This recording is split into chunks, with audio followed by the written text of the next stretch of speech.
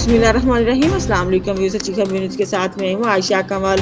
सियालकोट से crime reporter Syed Shyam Shah की report के मुताबिक सियालकोट शहीद ASI शहजाद अहमद चीमा की नमाज जनाजा पुलिस लाइन सियालकोट में अदा कर दी गई। तर्जुमान पुलिस नमाज जनाजा में RPO doctor Haider Ashraf, commissioner, deputy commissioner, DPO, police अफसरान, वकला और सिविल सोसाइटी की कसीर तादाद में शिरकत। तर्जुमान पुलिस शहीद की जस्ते खाकी को पूरे आजाद के साथ दस्तका से पुलिस लाइन लाया गया। तर्जुमान पुलिस तमाम रास्ता शहरियों ने फर्ज की खातिर जान कुर्बान कर जाने वाले शेर जवान का शान शाल इस्तकबाल किया।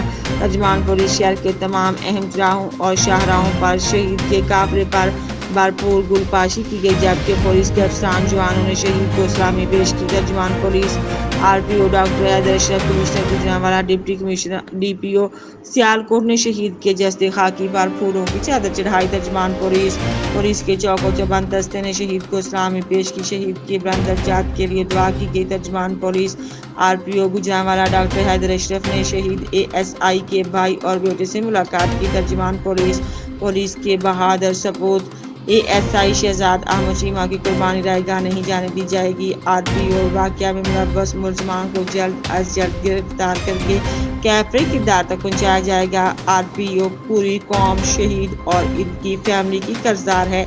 शहीद के गुस्सा का हर तरह से ख्याल रखा जाएगा। RPO नमाज जनाजा के बाद शहीद का जस्ते खाकी तदफीन के लिए आबाई गाँव भानोपिंडी रवाना कर दिया गया। तर्जुमान पुलिस।